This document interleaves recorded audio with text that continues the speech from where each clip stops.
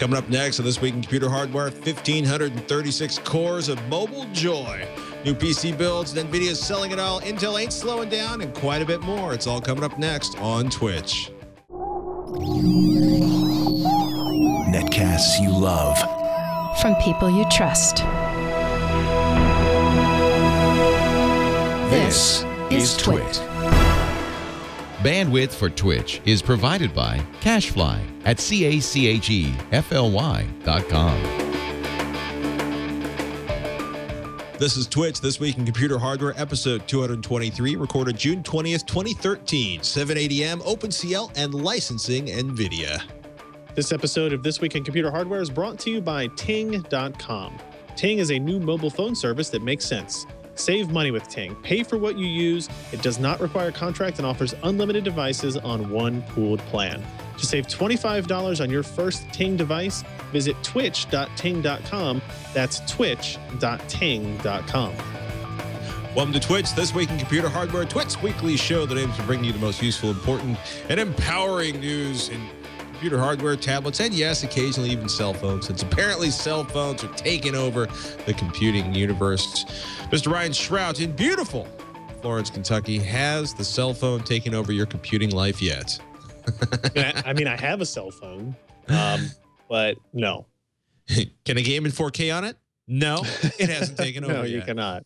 Yeah.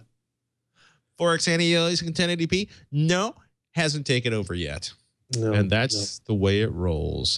NVIDIA GeForce GTX 780M. We are talking about a mobile part, question mark?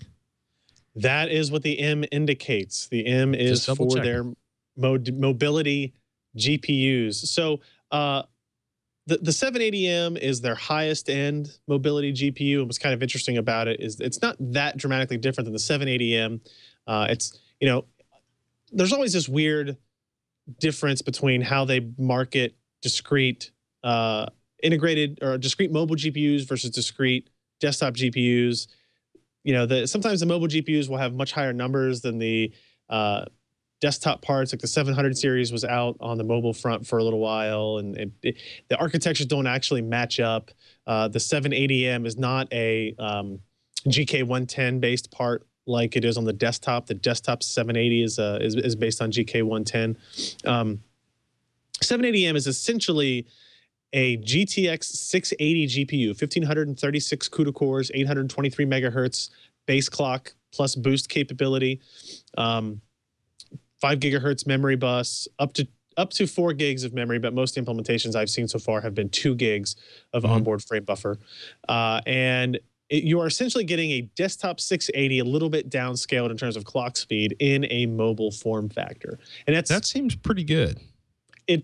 It's pretty good. I mean, you know, we ran Dirt 3, Skyrim, Sleeping Dogs, BioShock Infinite, and Metro Last Light all at 1080p resolutions. I think. Let me double check here. Yeah, but all at 1920 by 1080. That's the native resolution of the screen. So the system that I tested it on was an MSI GT60.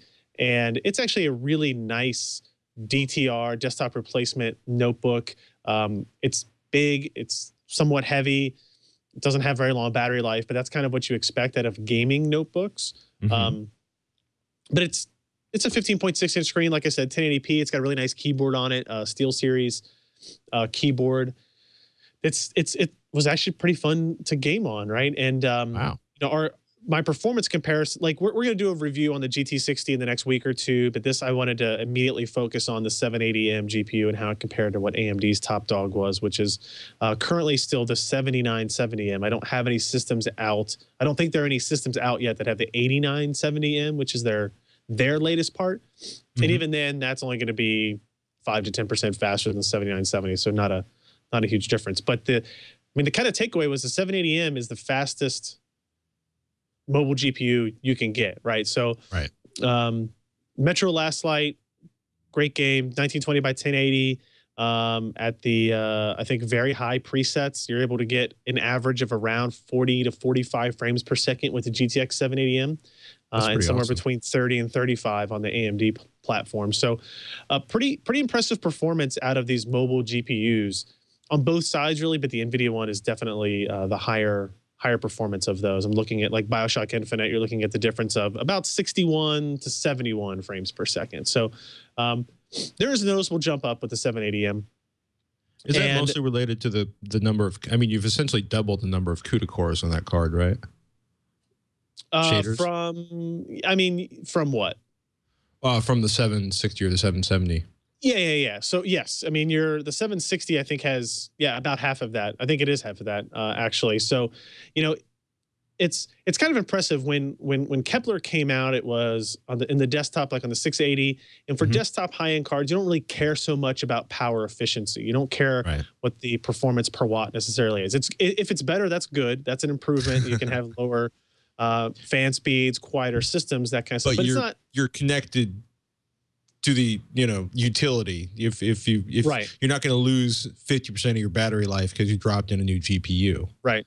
And the even more important is like when you get into a notebook form factor, right? The key is the thermal envelope of the system design. So if a company like Alienware or MSI designs for, I don't know, 80 watts total maximum system dissipation between GPU and processor, the CPU and GPU have to balance that, and there's not like room for expansion outside of where you have that. Where at the desktop, you can, as long as the fan spins a little bit faster and you can exhaust some more air, there's no real thermal TDP limits of your standard enthusiast case. Where for notebooks, that's the whole issue, right? Is how much power can you dissipate out of this machine without everything catching on fire internally. And the Kepler is more impressive on the notebook front because of that. Because of its extreme power efficiency, they're able to get better performance into lower thermals and thus give you better performance in these mobile form factors. So it's kind of impressive to see how this is all worked out. So, it's a GK104 chip. It's the same chip that's in the GTX 770. It's the same chip that's in the GTX 680, although those are kind of being phased out now. So you can think about it when they get these back from TSMC and they're on the wafer and they start binning them. They're definitely going to take the ones that are the absolute best in terms of power efficiency and kind of put those off to the side for these designs, right? So they can make sure they can get the most performance into the lowest thermal headroom. And it's like, you've got a little bit more headroom. We'll go ahead and put that on the desktop side, right? Where you've got more flexibility in terms of cooling and variance, that stuff. So the 780M is an impressive part. We've seen it on this MSI GT60. Alienware M17 and M18Xs are also shipping with 780M as an option. So there's a lot of good options out there. I mean, I don't know. I'm curious what your thought is on this. This GT60, so I should also point out, it's a Haswell-based system. It's got a quad-core hyper-threaded Haswell processor. It's got the GTX 780M with, actually, it does have 4 gigs of frame buffer on this graphics card. 15.6-inch 1080p screen, 16 gigs of memory, 1 terabyte hard drive plus 128 gig SSD. And this system sells for $19.99. It's awesome. I wish I had $2,000 for a gaming notebook. I mean, let me backtrack on that. What's the battery life like on it? I don't know. I didn't test the battery life on it, to be honest with you. I'm leaving that for the full system review. I mean, if I'm going to take a guess, the idle power consumption was actually significantly lower on this, like 27 watts, than the Alienware system that we use for the AMD side that uses Ivy Bridge. And just platform improvements are there. I would guess that you're probably going to get much more desktop consumer usage time out of this machine than you might expect. But in terms of like a battery-based gaming, it's not a good idea, right? We're talking. That's when you get into the under an hour, 30-minute time frames, that kind of stuff. That's just a trade-off that nobody has an answer to quite yet. Yeah, I mean, battery-based gaming at this point is still, a pipe dream, unless you have a freaking car battery and an inverter, or stepping voltage. But I love the idea of having desktop level performance out of a mobile part, and having more than 45 minutes of battery life, because we both remember the days when people would literally put desktop motherboards inside of these 17-inch pizza boxes they called laptops. You could literally boil water on them. Literally. I think the idea of a mobile gaming system, right? So it's a laptop, but You can take this to your friend's house. You can take this to QuakeCon. You could take this to LAN parties and plug external keyboard, mouse, and display up, and you're not really sacrificing a whole lot in terms of your power, right? In terms of your gaming performance, it's impressive. Yeah, I will say if the battery life if it's got over 5 hours of battery life, I'll officially start being really excited, because at this point I'm so obsessed. Like, what I really want is 12 hours of battery life in an Ultrabook with the 780M. Like, as a external plug-in device, you might be able to do that, because I mean the GT60 is it's a big machine. Like, I don't want to carry it around in my backpack while I'm at a convention or walking around school or something like that. Like, I totally understand that mentality to it. I think we talked about last week the Razer Blade, which was a GTX 60 based laptop Ultrabook with a Haswell part, and that's closer to that, right? You're talking about maybe 4 to 4.5 pounds, and probably in that 5 to 6 hour battery life for everyday usage mentality, but about half the graphics performance, right? So you got to be able to. We're not in perfect. We're not in ultimate dreamland here, but we're getting closer each generation of chip design. Closer is good. It's just not quite there. I mean, it's funny. Like, I mean, look, I'll be honest. I just want a sub 3-4 pound package with desktop level graphics, the ability to play to a WQGA monitor, and a pony or a unicorn. Speaking of which, do all that. Adobe Creative Cloud about to end time. Scott Michaud wrote this up for PCPro.com. OpenCL support in a meaningful way. Adobe had OpenCL support since last year. You'd never benefit from its inclusion unless you ran one of 2 AMD mobility chips under Mac OS X Lion, but it was there. Creative Cloud predictably furthers this trend with additional GPGPU, which is really hard to say with braces, support for applications like Photoshop and Premiere Pro. So it's kind of interesting. I mean, it's kind of it's a pretty big step when a company like Intel comes out and starts promoting Adobe's adoption of OpenCL. They would never have done this before they actually had full OpenCL support in their processors. Haswell is the first processor they have that has the processor graphics side of it that actually does very well in OpenCL technology. So what's interesting here, the reason that Scott kind of included AMD as such a key part of this is that they've been banging the drum of OpenCL for a long time. And it's always kind of been little niche applications here and there that have actually used it. But now when you get Adobe that is fully, invested in this technology now, they've embedded it in their biggest applications, Premiere and Photoshop, among others. It's not the only ones. They've many applications in the new Adobe CC suite will utilize it. It's actually, it's pretty interesting. And what I think is maybe more interesting, and I'll see what you think about this, is it actually gives AMD an opportunity where they have suffered for so many months in the world of CPU performance.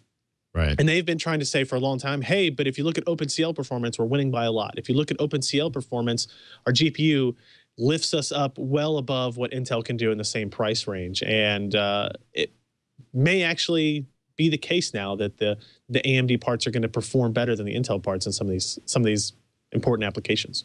Well, it's funny. I think I just actually erased the story by accident, but when you start looking at what's going on here, so there's one of the other articles we had posted to talk about this week was talking about sort of AMD has to evolve or die, and I apologize for staring down while I'm trying to click on a link.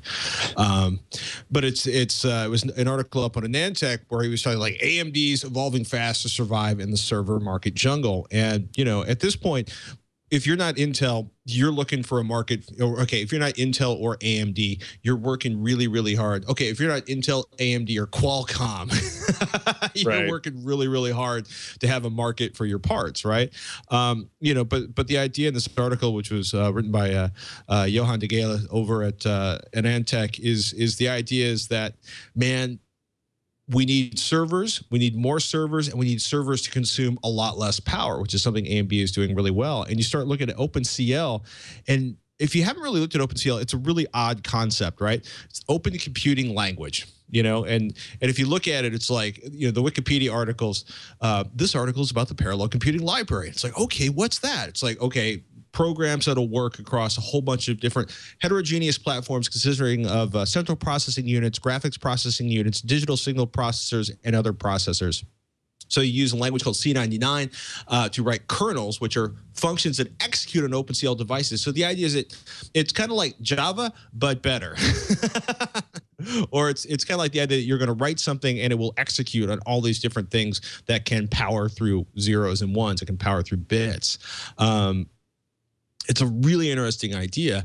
And the idea that all of a sudden it's really, really being absorbed by really, really serious players on the consumer side as well, on the sort of like, you know, amorphous, you know, server side. It's just it's interesting to watch these companies move in flux and to watch opportunities evolve based around things that, hey, might actually make our applications more efficient by using all of the horsepower inside of our box instead of just the CPU or a small subset of code that can be thrown at the GPU, like 3D gaming or the video decoder that's in our card or something like that. So, okay, am I getting a little too tree huggery excited about this, or? No, I mean it really has the potential to change a lot of things. And what's unfortunate for companies like AMD is most of these software guys were waiting on Intel to properly implement support for OpenCL before they'd, you know, really bother to spend a whole lot of time developing for it. That's been AMD's struggle, right? If you're the small player in the market, it's hard to get software developers really, really, really invested in the story you're trying to tell. But if you get the very dominant side of Intel involved, now all of a sudden it starts to make more sense from a financial perspective. So Adobe is just kind of like the latest in a line of making that move. Nvidia enters the licensing world. What is going on with that? This is a very odd, surprising announcement that was made yesterday. So Nvidia, they make Tegra, right? They make an SoC that's it's built on an ARM processor, and right now it currently uses GPU technology kind of in the GeForce 7000, 6000 range, very kind of separated, no combined shaders. It's an older technology, but it is some of their own technology in the Tegra 4 stuff. We always knew that the next SoC that was going to come out, I think it's called Logan, will be actually integrating Kepler-based GPU technology into the SoC. And it was pretty exciting. It's like, okay, these are high-powered GPU cores. It's a differentiating factor for NVIDIA. That's how they always that's how I always viewed their attack on the SoC world is, okay, yeah, anybody can have an ARM processor, right? Anybody can build and license ARM.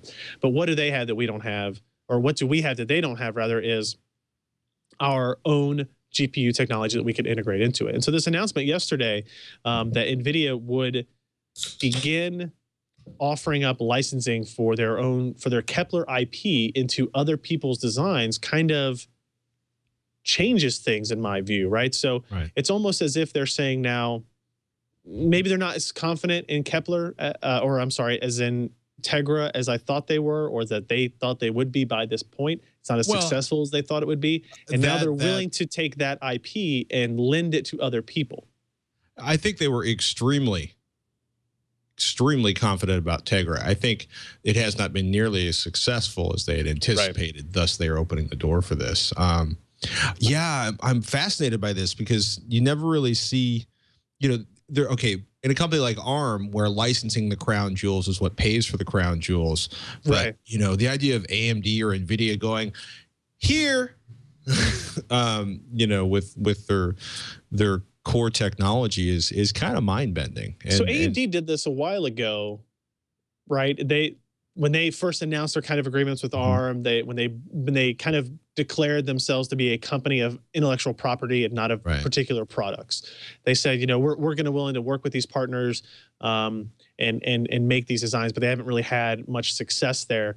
In NVIDIA, they just kind of came out of the blue and said, we're going to start doing this. And this is what's interesting to me, and Josh and I were talking about this yesterday, was that we don't think NVIDIA would have made this announcement if they didn't have that first customer kind of already lined up. Right. It's not something you just go, hey, anybody want to, maybe you? NVIDIA no, on ARM. you know, right? So chances are in the next couple of months, we'll start to hear about the first non-NVIDIA SoC to use NVIDIA graphics IP in it. And it's very interesting, and it marks a potential dramatic shift for NVIDIA, right? I don't know too much specifics, but I know that Tegra 4 hasn't been nearly as successful as they had hoped it would be. Right. And this kind of announcement doesn't really paint too bright of a picture for Tegra 5, which is actually, Logan, which was just supposed to have Kepler in it. That maybe they don't have the big design wins that we would have hoped that they would have had, or that they would have hoped that they would have had. They don't have the big flagship products. Have they had a big design win since the Tegra 2, finally the shipped biggest one so that late? the biggest one that I would have them claim is the Nexus 7. Right, that's a Tegra 3 SoC.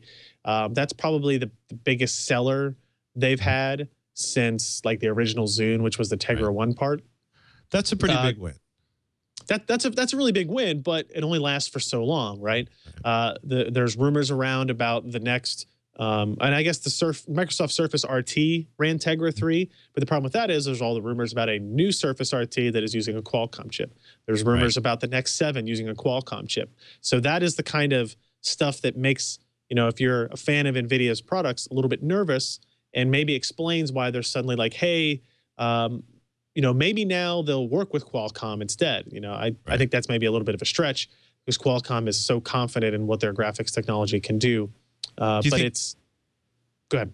Oh, so do you think Qualcomm's winning these designs because they're that much faster in terms of performance, or that much lower in terms of power consumption, or that maybe they have the ability to drop the prices lower than NVIDIA is willing to? It's probably all of that. I don't know about the dropping prices thing. So Qualcomm, they have more experience. They're not using a standard ARM design. They have a custom ARM design, Crate. They're not like just licensing a core and reprinting it exactly. They are licensing the instruction architecture and then built their own core around it.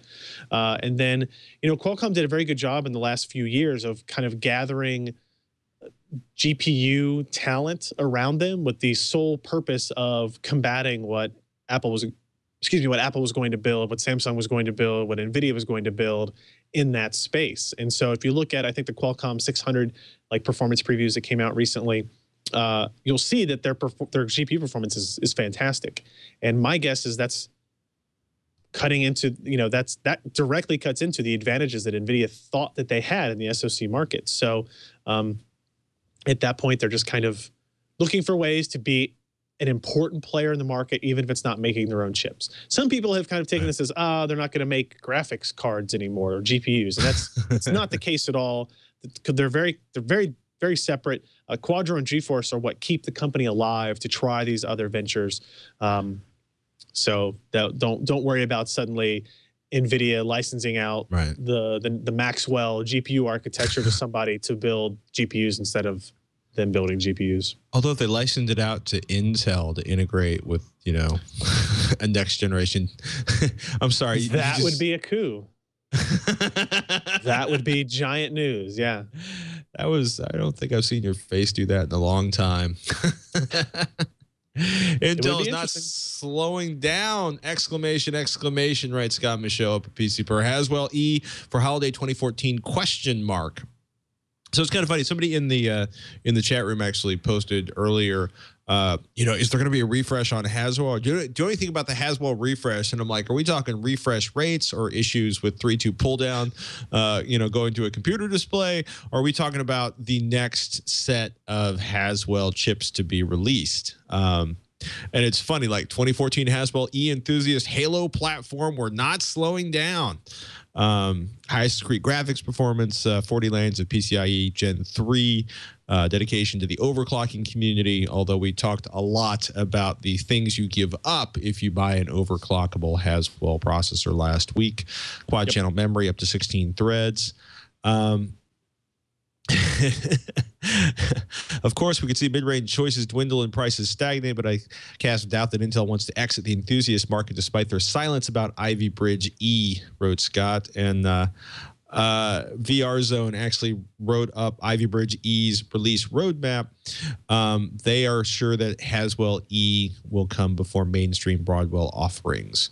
It's kind of an interesting thought. I mean, how do you feel about Ivy Bridge E versus Haswell E? And it just seems like Ivy Bridge is going to be around for a while. Why is that? Well, I mean, Ivy Bridge E. So it's, if you look at that document, right, or that kind of table of results, Ivy Bridge E is listed there. It's not even out yet. So we're talking Haswell E as being a holiday 2014, not an early 2014. So I would expect that probably holiday 2013, or maybe a little bit earlier than that, we will see Ivy Bridge E finally released. And the thing with Ivy Bridge E is not a whole lot is changing from Sandy Bridge E. It's still using socket 2011. It will probably be pin compatible. You'll probably be able to use the same motherboards, although I'm not 100% sure. It's still a quad core DDR3, 6 or 4 cores, same PCIe, and no integrated graphics and that kind of stuff. So the move from Ivy Bridge E to Haswell E will not be nearly as dramatic or as important as the move from Ivy Bridge to Haswell, the like the standard desktop parts, because the big benefit of Haswell was power consumption and the improvement in integrated graphics. Haswell E will not have integrated graphics, and the power efficiency will be nicer, but you can see there, I mean, the under Haswell E, they're not dropping the TDP. It's still 130 to 140 watts compared to Ivy Bridge E. Maybe they'll get better clocks out of it. They're moving up to have support for 8 or 6 cores instead of 6 or 4 cores. So performance improvements in that area.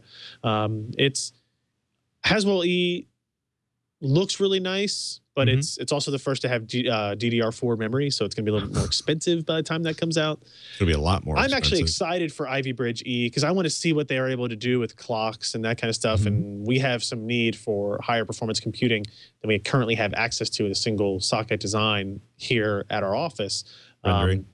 Yeah, well, streaming, yes, essentially real-time encoding for live streaming, right? So I want Ivy Bridge E out now, and then I'll worry about Haswell E. I don't think this is, I hope we don't start getting questions about should I wait for Haswell E, because we're talking about a year and a half essentially or so before that's even out. Yeah, I mean, it's funny how similar the chips are. I mean, there's more shared cache, slightly higher TDP, a new socket, different chipset. The 4-channel DDR4 running at 2,133 hertz, but 8 and 6 CPU cores. That would just be awesome. I want more cores. I always want more cores. It's funny though. VR Zone estimates 33 to 50% better computational strength. That's really, really crazy. That's the Haswell E on the Ivy Bridge E. It's a shame it's going to be so long before the Haswell E comes out. Some of the people in the chat room are rumoring that Ivy Bridge E will arrive in September, that Haswell E will not be pin compatible, and that Rue Noir sounds like a runny French unpasteurized goat cheese. So, all right. Sounds fair. Gets exclusive optimization for all Frostbite 3 games. Multiple updates on this article by Ryan. So I'm just going to let you have it. It's somehow like, I don't think I've ever seen. I've been reading your website for a long time, and it's like there's, this is one of those things that throughout the day changed very dramatically the more people we talk to. So by the way, Frostbite not be familiar, think Battlefield.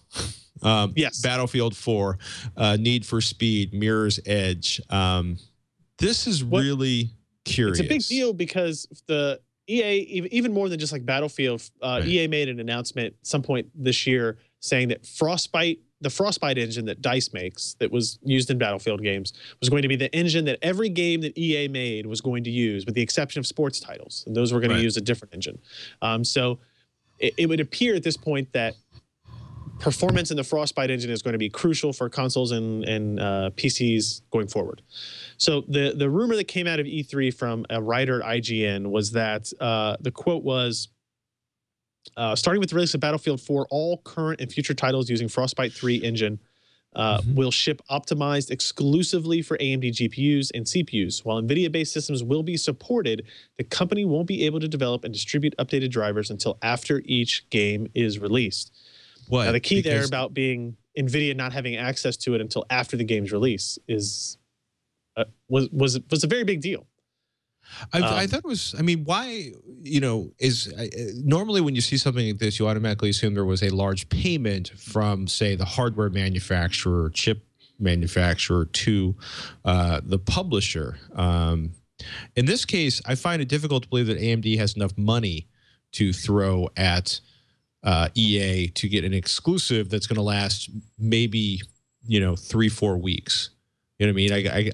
Well, so the idea here is that it would be Frostbite engine, Frostbite 3 engine games, which is not a 3 or 4 week thing. We're talking a year or 2 years worth of games that would have been affected by something like this. You're talking about Need for Speed, Mirror's Edge 2. There are others that I'm blanking on all of a sudden. Star Wars Battlefront, Dragon Age, the next Mass Effect. All these will be Frostbite 3 based games. Go ahead. No, I guess what I meant to say is that, NVIDIA doesn't get to develop updated drivers until after the game is released, which basically means they're not getting any access to the game during the development process.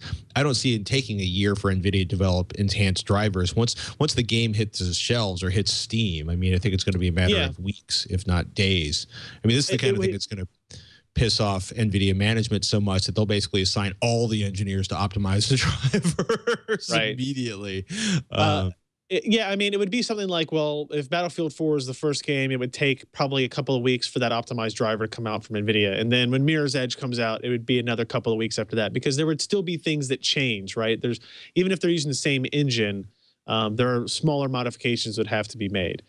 So I wrote, the story I wrote was kind of, when it was first released, it was like, okay, this kind of sucks for the industry, because AMD used to complain all the time about NVIDIA locking them out of things like Batman Arkham Asylum, or when Assassin's Creed came out on the PC for the first time, it was going to have DX 10.1 support, but NVIDIA's GPUs didn't have DX 10.1, only AMD's did, and mysteriously DX 10.1 support was dropped at the last minute from Assassin's Creed. Things like that happen in the industry, and it's bad for the consumer, because DX 10.1 offered improved performance, and NVIDIA didn't want it in the system because it would make AMD's GPUs look better than NVIDIA's, and blah, blah, blah. We go on from there. This, had it turned out to be true, and it turns out AMD and EA claim that it's not, this whole Frostbite 3 exclusive optimization thing would give AMD a big leg up, but it would also kind of, in my opinion, be a detriment to the industry, because currently 66% of the market, of the discrete GPU market, is NVIDIA based, right? AMD wants to change that. Obviously, they want to flip that so that they're at 66% or more. But currently, that's not the case, and it's not going to change very dramatically by the end of the year, before Battlefield 4 comes out. Well, if you buy into the idea that certain game publishers are responsible for the former Xbox One, always connected to the internet lifestyle, which obviously has been reversed as of yesterday. Then why wouldn't that particular developer also perhaps be responsible for, say, pissing off 2/3 of their users by not, giving them the optimal gaming experience the day a game ships? I don't even know where to go with that. Like, it just seems like a bag of stupid. Yeah, I mean, it makes sense only in terms of business and in terms of money changing hands, right? But it seems like you would want, if you're going to piss off 2/3 of your user base, it seems like you would want a big goddamn sack of money to offset the anger or the ire of your user base. And I don't see AMD having that much money, really. AMD could do it. AMD could do it, right? So even keeping in mind how much smaller AMD is compared to Intel, AMD compared to EA, not that big of a difference, right? And AMD is definitely pushing, we're in the consoles, we want that to carry over into the PC market, because the consoles are going to make them some money, but it's I consider it a loss leader into the more profitable world of discrete graphics, PCs, notebooks, that kind of stuff. So they really, really, really need this console win to pay off for them in the long run. So it wouldn't surprise me if they were willing to make that kind of investment on a kind of franchise, a game engine of this caliber. But it doesn't, like I said, the updates that have come out since is AMD saying this is not the case. We still support open competition, that Nvidia will have the same access that they would have had normally to Battlefield 4 and other Frostbite 3 games going forward. And so we take them at their word for that now, but it just seems like one of those things that I don't want it to take place, but it wouldn't really, really shock me if it did in the not too distant future, right? So it's the inner workings, the politics of the hardware world that kind of make it crappy sometimes for consumers, you know. But it goes both ways. AMD definitely dishes it out. It can be a little bit humbling for them if they have to take it a little bit as well. So we'll just see how it goes as the year progresses. All I'm going to say about the Xbox One is that yesterday Xbox said they couldn't flip the switch on having to phone home every 24 hours in their used games policy and various other things. Yesterday they flipped the switch, basically after being pummeled, abused, potentially pummeled and abused by not just the press, but pretty much everyone who plays video games on a console, followed, of course, by the just absolutely vicious attacks from almost every direction about their emerging policies on the Xbox One, which all of it kind of becomes moot because the general consensus is one more console evolution and discs will be gone, just based on the size of the files and the fact that people will be used to that from gaming on Steam and other platforms. Okay. It was a friend of mine who lives gaming like you live GPUs. Right. He did an eloquent description of the concept, but basically he says is that for a number of reasons, he doesn't think physical media is going to be nearly as important in the next generation of consoles in the way that it still is with the Xbox One and the PS4. Yep. But yeah, I mean, basically, you install and set up a game, and after that initial setup, you won't have to phone home every 24 hours for, single person gaming, for local gaming. There's some changes still to downloaded games. The blog entry from the news.xbox.com 2013/06/update, your feedback matters update on Xbox One, which was, it was interesting watching Rev3 Games just explode when this hit the wire yesterday, in part because all of Microsoft's servers just crashed to their knees and collapsed weeping by the amount of traffic that was generated on this. But yeah, you got to love a blog entry, a marketing statement that opens, last week at E3, the excitement, creativity, and future of our industry was on display for a global audience. Blah, blah, blah, blah, blah, blah, blah, blah. Yeah, and then it basically gets to the important stuff. An internet connection will not be required to play offline Xbox One games, trade in, lend, resell, gift, and rent disc-based games just like you do today. It's going to be interesting to watch. It seems like everybody seems to basically think that Microsoft has essentially failed every corner of the launch of the Xbox One. That said, I wouldn't entirely be surprised that they still managed to steamroller PlayStation in another year or two. But I don't know, dude. I mean, do you want either console at this point, or just the whole idea? Are you over it? I'm gonna buy both the consoles. I mean. No. I mean, for your home, you're going to buy both the consoles for PCPer.com. You're going to benchmark them. You're going to test them. You're going to tear them down. You're going to play games with them. You'll probably buy 3 so you can give away 2. Or give away 1. Easy now. PCPer.com. Register now for the PlayStation 4 giveaway. I gotta buy 2, so when I break the one that I take apart, I have one to play. If I could only pick one. Today it would be the PlayStation 4, and that surprises me because I'm so much of an Xbox 360 fan over the PlayStation 3. But this definitely, I've already heard people who have said, "Well, I didn't have a pre-order for the Xbox One before. After this, okay, fine. I'll show them that I agree with that change and make a pre-order for the Xbox One." So it's, I don't know. To me, the PlayStation 4 seems more dedicated to gaming. That's what I care about more for a console. I'm not really necessarily interested in the snap to the side feature so I can watch my Twitter feed while I'm watching a movie that Xbox One wants to promote. Like, I don't know. It just seems like that's something I'd rather use a tablet or a phone for. So it's funny. I'm more interested in a dedicated gaming box at that point. As of that announcement yesterday, the Xbox One has passed the PS4, like Amazon.com's bestsellers in video games.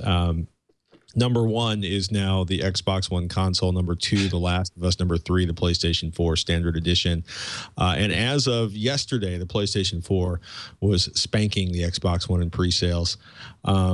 Yeah, nice. This item will be released on November 27, 2013. PlayStation 4 will be released December 31, 2013. I cannot believe. Those dates might still be estimates. Okay. Yeah. The idea of the PlayStation 4 not being out for Christmas just fills me for I think they're just guessing at this point. They're just kind of saying we got to put in a filler. Oh, that's so funny. Yeah. I just love the idea. It's like, want to receive this the day it comes out. Release day delivery option may be available for checkout for most continental U.S. addresses. $500 versus $400. Enough with the console talk, because they don't get nearly as exciting until we can like crack them and put Linux on them. We want to take a moment to thank. Well, actually, first of all, I want to thank the PCPro.com leaderboard. Ryan did not mention this, but there have been changes on the hardware leaderboard. You can find those at PCPro.com/leaderboard. Yep. But there's a whole article posted up on PCPro.com talks about the latest changes. The $459 low-end machine is now powered by the brand new AMD A8 6600K Richland, which is, quote, not a fast chip, but a good compromise. The mid-range system is moved up to Haswell, not for battery life, but because you're going to get more legs out of your motherboard in that build. Quote, Intel has finally dethroned the i7 3770K, which lasted longer than just about any other part has on the hardware leaderboards. And I could tell you what it was replaced with, but I'm going to tell you to go to PCPro.com/leaderboard and find out for yourself, because they work hard on giving you those system builds. Basically, like, you know, you have this much money, these are the parts you want, go forth and purchase. While we're thinking about purchasing, do us a favor. If you're thinking about a new cell phone, or you're really frustrated with your current cell phone provider beating you about the head and neck and abusing you on a regular basis, Ting.com will not do that. I am actually a Ting.com customer. I spent my own money on it. This week in computer hardware is brought to you by Ting.com. If you want to get a discount, do us a favor, go to twitch.ting.com. The idea is that you're going to spend a lot less money and have a much more transparent experience, a much more, dare I say, enjoyable experience managing your mobile phone usage with Ting. The idea is that you basically, you buy the hardware, you pay the incredibly low, you know, you basically, like, you can go small through extra large for things like text messages, minutes, data downloads. But unlike what you might be used to in the past, if you go over your number of tweets, your number of text messages, apparently I have Twitter on the brain today, at Ryan Shrout, at Patrick Norton, you don't get zapped, you know, with suddenly like $0.25 a text messages or $1 a text message. Not that I've ever seen one quite that abusive, but they just drop you up into the next bucket. You go over this one, you go into that one, you have a modest price increase, and it doesn't hurt you financially. It's pretty good stuff. I'm actually really enjoying it. I used to pay $60 a month for my wireless modem, my cell modem. No matter how much data I use, if I didn't use it for a month, I poured $60 down a hole. With Ting, basically, I have a minimal monthly spend on that. And if I need to download a gigabyte of data, I pay for the gigabyte of data. But typical month, I might pay $9 instead of paying $60 month after month after month. It's really cool. You might be able to save hundreds of dollars a year, pretty spectacular amount. If you can move your phones over, they actually will allow you to bring used hardware on there now. They've got a pretty good selections of phone for you to buy. And you should check out Ting.com. If you're a Twitch viewer, you can save $25 on your first Ting device when you sign up. And we really, really want to suggest you check them out. They're a Sprint reseller. They're an MNVO. They're basically, they give you access to Sprint service, but without having to sign up for Sprint's deals, which is really, really cool. Twitch.ting.com. Start saving today. And we want to thank them for sponsoring This Week in Computer Hardware. Indeed. Steven is looking for a GPU upgrade path, much like us all. He says, I currently have two GTX 580s and SLI, not much like us all. Will the GTX 780 be an upgrade for me? I know that a single 680 is not really an upgrade. I can't budget for two 680s or a Titan, but I can do a 780. What do you guys think? I would really like to get into the technology the new card would offer, as long as there is some performance gain also. Modest performance gain? GTX 580s and SLI are not going to be slower than a 780. I think they're going to be faster than a single 780. I'm looking because those are Fermi-based designs. Fermi. And why is that not going to? Here we go. I want to see what the CUDA core count is on those. We're talking 512 CUDA cores. So that's a dramatic. If I say a 780, you know, it might actually be faster because the 780 is GK110 based GPU. If I do a quick number crunch here on, let's see, there's memory, there's processor, 772. It's going to be pretty close. I think a 780 would be a very modest upgrade in performance over two 580s. It's a totally different architecture, so it's hard for me to say, and it's 2 generations past, so the 780 results don't have 580 results in them. What you could do is look for a test like 3D Mark 11. Let me see if I can do that. Something that existed then that people would still likely use today. Because the problem with looking at specific games that are used in reviews, a lot of times the games that are tested during the GTX 580 was out are not the same games that are tested when the GTX 780 was released. So, you know, you look at this 580, let's see, SLI, 3D Mark 11. Yeah. 10,553. We must be looking at the same article.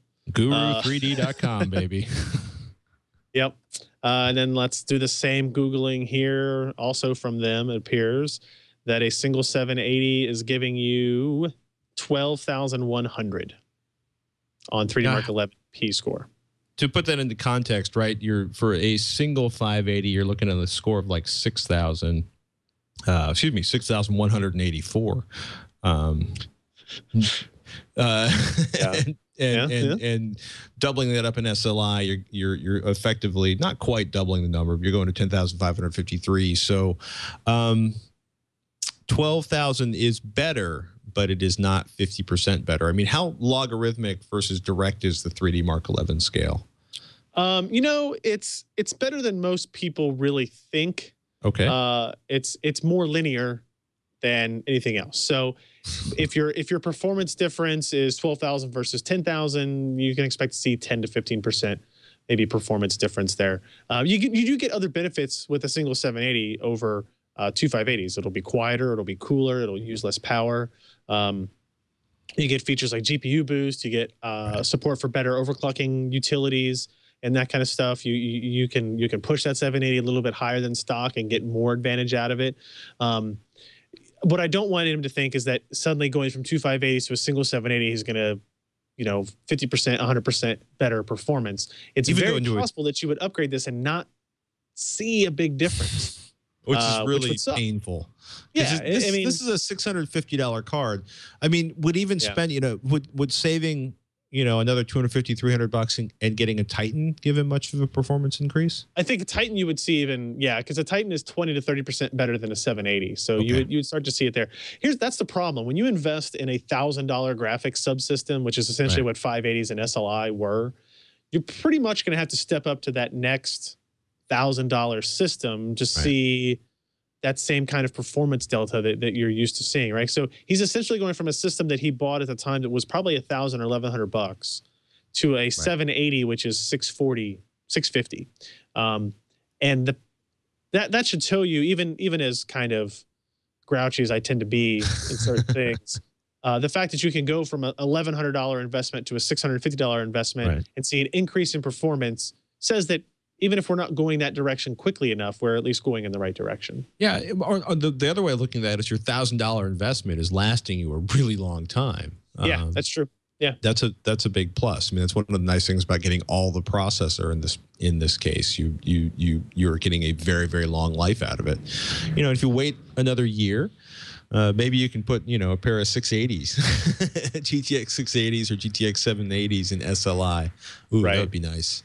Pair of GTX 780s. I mean, you in can. I mean, SLI. if you get 770s or Right. 770s or the GTX 680 now, so Right. depending on what your investment cycle is going to be. I mean, to me, I've been very impressed with the GTX 690 would be a good investment too. It's if he's doing single display gaming for the same $1,000 as a Titan. Mm-hmm. The response and the demand for information on $1,000 graphics cards is significantly higher than I thought it would be, especially in today's kind of market. So yeah. Always wonder if that's aspirational or just a lot more people have money than we thought. Maybe both. Yeah. We got an unusual question from Wyatt. He's talking about a Titan and an AMD CPU. He says, I currently use an FX 8350 Crosshair V Formula Z motherboard, 32 gigabytes, 2400 Trident X RAM. Would a GTX Titan potentially experience any bottlenecking coupled with the above hardware? How do you feel about the FX 8350? The FX 8350 is currently the highest end AMD processor. It's a Vishera based core. It's 4 modules or 8 cores. It's a fairly speedy processor for multi-threaded workloads. It's not as fast in single-threaded workloads than what you get from those Intel. Don't matter for gaming. Well, for gaming, I would say gaming falls somewhere in the middle, right? So it's not super heavy threaded, but it's not single threaded. They tend to be 2 to 4 threads, depending on the particular game engine in use. I mean, two years ago, we could basically say like multi-core was useless for gaming, but finally that is changing. Definitely. They're actually, I mean, it's kind of funny for the level of spanking we often suggest between the two, between Intel and AMD. I mean, 3D Mark 11 in physics, 8,200 with a 3770K versus 6,860 on an FX 8350. Sorry, I'm up on CPUBoss.com. Cinebench, you're looking at maybe a second, second, a little over a second faster, single core, half a second faster. I mean, they're actually pretty close in performance, thankfully. At least when you're looking at obscure synthetic benchmarks. Yeah. I mean, a Titan is the single fastest GPU you can buy. So if anything was going to cause a CPU bottleneck, it would be that, other than going into 2 Titans or 3 Titans. And, when you get into like frame timing, frame pacing, with multi-GPU, the AMD platform does have a little bit of a disadvantage compared to the Intel platforms. But for single GPU, it's going to be negligible. And I do not think that buying a Titan to put in your FX 8350 system is somehow going to make the FX 8350, a bottleneck.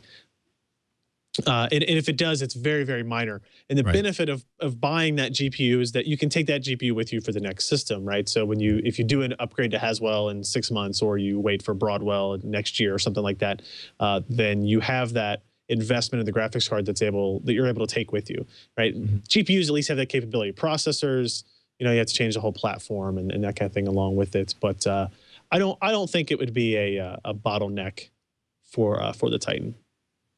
Not being a bottleneck is a good thing. We got one last question from the chat room. Let's see if it came up. JJ Cruz 78. Patrick or Ryan, can you guys talk about Haswell refresh and then like 32 periods? Haswell refresh for what? Yeah, Haswell refresh when the next one's coming out. And we talked about the E, which is not going to be around for another year. I mean, we can pretty much expect Haswell to be fairly stable between now and the end of 2013. All indications are that Intel is having a little bit of trouble with their 14 nanometer process. So the Broadwell, chips, the successor to Haswell, are going to be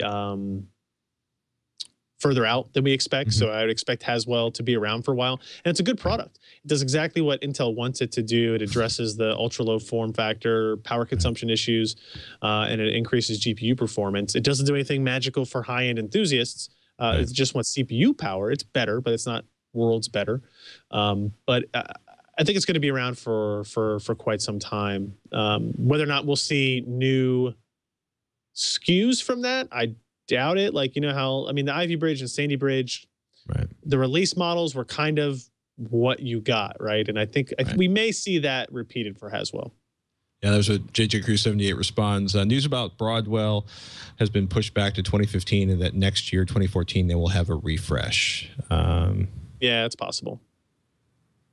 You know, certainly, I don't think it's something Intel wants, but it's also something Intel can probably afford right now.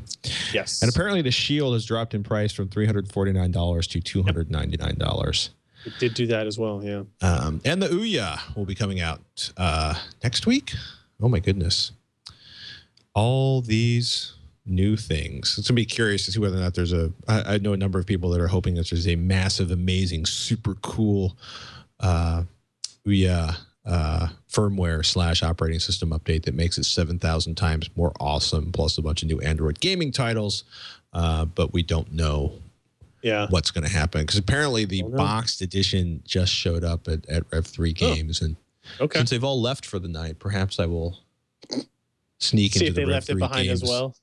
You know, sometimes they leave things plugged in and running in the lab, and no, I would never touch that. Tara or Max or Adam or Zach would kill me, and my children would never see me again. They're serious about their gaming. PCPro.com, what's coming up, man? We have a whole lot of stuff that is queued up, ready to go. I kind of try to do this whenever I'm leaving for a trip for a week or more, make sure we have content ready. We posted a review of the MacBook Air 11-inch that just came out, kind of from how does it look under Windows? How does it perform under Windows? Battery life is very different running on Windows versus running on Mac. So if you're interested in using MacBook Air for something like that, it's worth taking a look at. We also have the Yoga 11S review coming out. That's the one that uses the Tegra 3 chip. We have reviews of the GT60 notebook as well. I got a Lenovo Helix in, which is the kind of convertible Ultrabook that got a lot of attention at CES. Right, so all the way back in January. And then I did some frame rating testing on integrated graphics. So HD 5000, HD 4600, Trinity Richland, and the GTX 760M that we talked about earlier. So there's a lot of interesting stuff coming up this week. And then next week I'll be in London, meeting with some ARM executives for some briefings on what they have out now, what they have out next year, and what they have out the next year after that. So hopefully we'll learn some cool stuff. Cool stuff is good. It's going to be a fun week next week. The Reader Apocalypse, how to transfer Google Reader to a new RSS tool. If you heard it wailing in the distance, it's the impending end of Google Reader. We got Jason Silva on if you're into science in the future. I actually found a headset. Jabra has a Bluetooth headset so good, I'm actually wearing a headset in the car with the windows open at 70 miles an hour. We got 1 terabyte Slim, Seagate's SDHDD, their new name for the Momentus hybrid drives. It's really, really fun, stripping DRM. And we got one of the, I believe we have an engineer, an actual real live engineer for Leap, basically from Leap Motion, that's going to be on the show on Wednesday next week. So it's going to be fun. And we're going to tear apart the Ouya and see whether or not they have fixed all of the, oh my goodness, it's a good thing this is a beta for developers only release that the Kickstarter crew got earlier this year. I'm sorry, I don't mean to be cruel, and I've got some friends that are involved with the project, so I want it to be nothing but a success. But I'm really curious to see what the software update, the firmware update that ships with that puppy is going to be like. Oh, and iOS N2, Alan Malventano gave it a big thumbs up in performance. I am doing terrible, terrible things to it, involving things like flame and water and drowning. So I'm for it. Anybody can run a benchmark. It takes a real madman to put several terabytes of data underwater. I love their enclosures. I really, really. No, well, the rugged drive, I mean, like, you know, there's probably not a lot of people that need a aluminum or titanium clad drive. But the IOSafe Rugged Portable, if you're ever worried about dropping your hard drive out of the back of your truck and it being run over by an 18-wheeler, I highly recommend IOSafe's Rugged Portable. It's awesome. It's not necessarily something you want to carry in a backpack going up to Everest, but if you knew you were going to throw that backpack off the side of Everest, you know, to bounce several thousand feet to a rest at the bottom of a crevasse or something, I would recommend the IOSafe Rugged Portable for that experience. Yeah, no, I hit one with a hammer. We ran it over with my truck. You know, if you cut it in half or melt it, you will lose your data. But anything short of somebody going after that thing with a freaking metal saw or temperatures over 1,000 degrees, I think you're in pretty good shape. It's good stuff. I like things. Keep that in mind. If you're worried, you're going to England. If you're worried about somebody throwing your backpack off the top of Big Ben, this is the hard drive for you. Remember, kids, back up daily, brush your teeth, and the dentist is your friend because, quite frankly, dentures suck. I'm Patrick Norton. That's a good closing. I have nothing to match that, but I'm Ryan Schraub. We'll see you next week on Twitch.